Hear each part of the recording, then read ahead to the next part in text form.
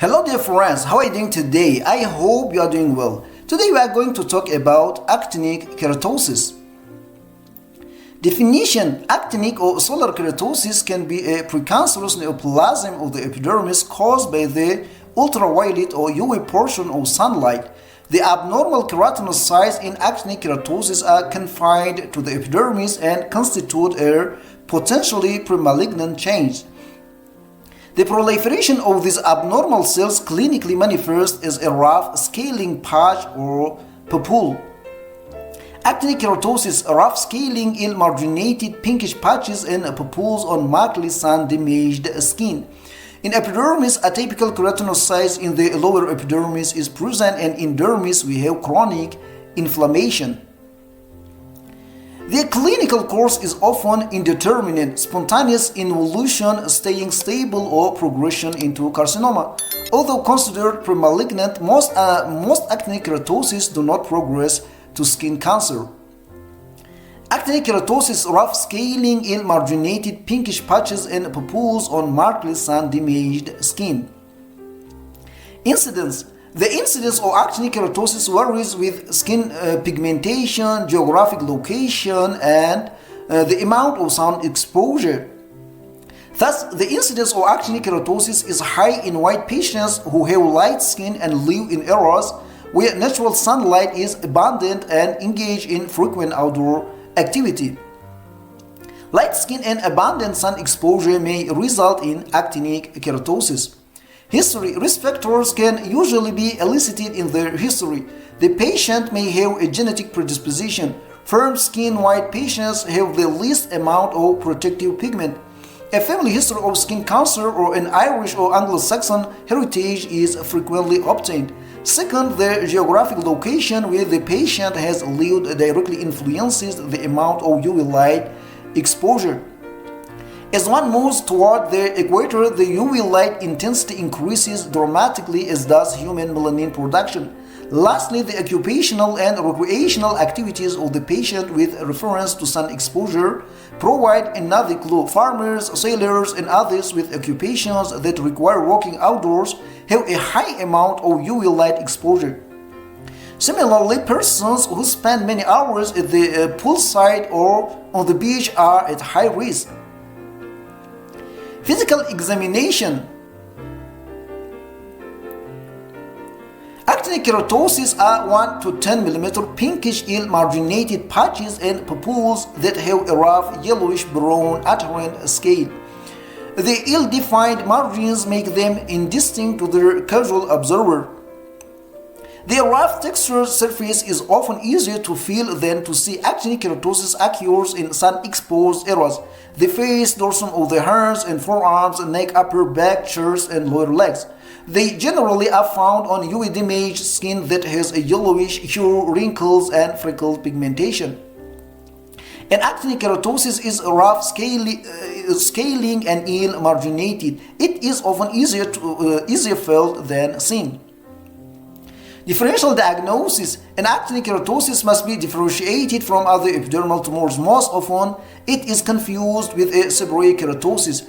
The well-demarcated passed-on appearance of a seborrheic keratosis differentiates it from an actinic keratosis. In situ squamous cell carcinoma is a large patch or thin plaque with margins that are usually well-defined, in contrast to the margins of an actinic keratosis.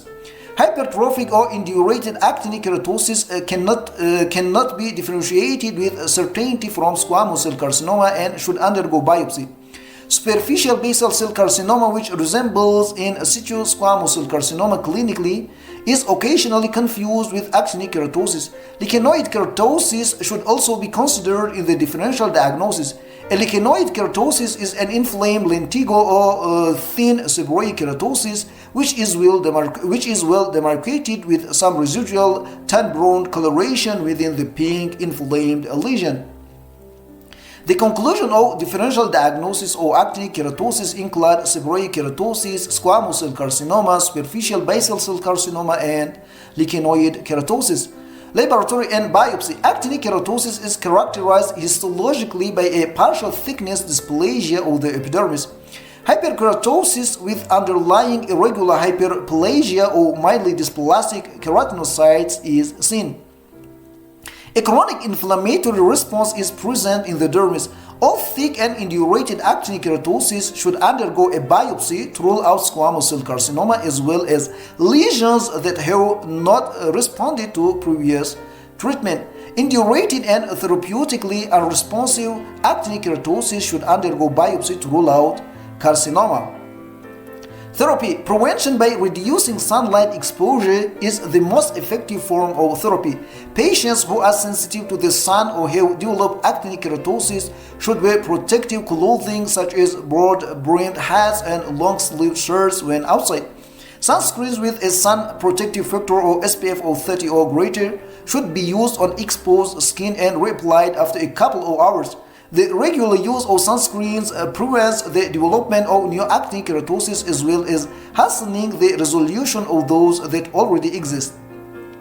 Avoidance of sun exposure at midday from 10 a.m. to 2 p.m. when UV radiant energy is most intense is recommended. Patient awareness and education should begin in childhood. Nicotinamide, a form of vitamin B3 given 500 mg twice daily, has been shown to reduce actinic keratosis. It is non-prescription, inexpensive, has minimal side effects, and does not interact with other medications. Cryosurgery with liquid nitrogen is the most common treatment for actinic keratosis and is most useful when a few lesions are present. Thick hypertrophic actinic keratosis are also better treated in this way. Avoid hourless liquid nitrogen treatment or actinic keratosis due to the risk of scarring. Topical chemotherapy with 5-fluorouracil cream 5% is the most common means of treating multiple actinic keratosis. 5-fluorouracil inhibits DNA synthesis by blocking the enzyme thymidylase synthase. When 5-fluorouracil is applied to normal skin, little reaction occurs, but when it is applied to sun-damaged skin, those areas with actinic keratosis become inflamed. The medication is applied to the involved areas twice daily. Redness develops within several days. Subsequently, within 1 to 4 weeks, the actinic keratosis become painful, crusted, and eroded, at which time the medication is stopped.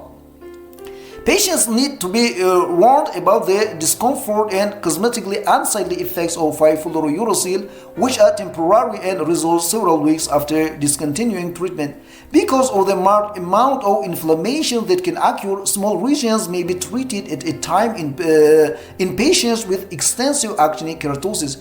A few patients may become allergic to 5-fluorouracil cream. Patients with severe actinic damage can be expected to require retreatment every couple of years. Alternative agents include diclofenac gel 3%, a non-steroidal anti-inflammatory drug applied twice daily for 3 months, imiquimod cream 5%, a topical immune response modifier applied twice weekly for 4 months, tirbanibulin ointment 1%, a microtubule inhibitor applied daily for 5 days, and photodynamic therapy chemical peel. The conclusion of therapy for actinic keratosis include prevention, sunscreen with SPF of 30 or greater reapply after a couple of hours, broad brim hat, long sleeve shirt and pants, avoidance of intense midday sun from 10 a.m. to 2 p.m. and nicotinamide 500 mg twice a day. Initial therapy include cryotherapy with liquid nitrogen, and alternative therapy include 5-fluorouracil 5% cream twice daily for 1 to 4 weeks, diclofenac 3% gel twice daily for 3 months, and imiquimod 5% cream twice weekly for 16 weeks, and tirbanibulin ointment 1% daily for 5 days, and photodynamic therapy chemical pills. Course and complications. In patients with chronically sun-damaged skin, the acquisition of more actinic keratosis can be expected. Some actinic keratosis spontaneously disappear up to 26%, although others may develop into squamous cell carcinoma. The number that develops into squamous cell carcinoma appears to be small, much less than 1%. Metastases from squamous cell carcinomas arising in actinic keratosis are very uncommon. Pathogenesis. Actinic keratosis are produced by UV radiation-induced damage to keratinocyte DNA. This results in unrepaired or error-prone repaired DNA. Abnormal replication occurs and results in epidermal cellular hyperplasia. The cells within an actinic keratosis are arranged in a disorderly way and have increased mitosis and an abnormal chromatin pattern. Other precancerous keratinocytes neoplasm similar to actinic keratosis are caused by artificial UV light, X irradiation, or polycyclic aromatic hydrocarbons. Clinical case. A 67-year-old farmer presents with several rough, scaly patches on the dorsal surface of his hands and forehead. He reports that these lesions have been present for several months and sometimes feel tender when touched. He has a history of chronic sun exposure and fair skin. On examination, you note multiple small erythematous scaly macules with a sandpaper-like texture. There is no ulceration or bleeding. Which of the following is the most likely diagnosis? A. Seborrheic keratosis. B. Actinic keratosis. C. Psoriasis vulgaris. D. Basal cell carcinoma. And E. Squamous cell carcinoma. And the correct answer is B. Actinic keratosis. Explanation. Actinic keratosis occurs due to chronic sun exposure and is a precancerous lesion of squamous cell carcinoma. As we explained, lesions are typically rough, scaly, erythematous macules or papules on sun-exposed areas, like face, ears, scalp, forearms, and hands.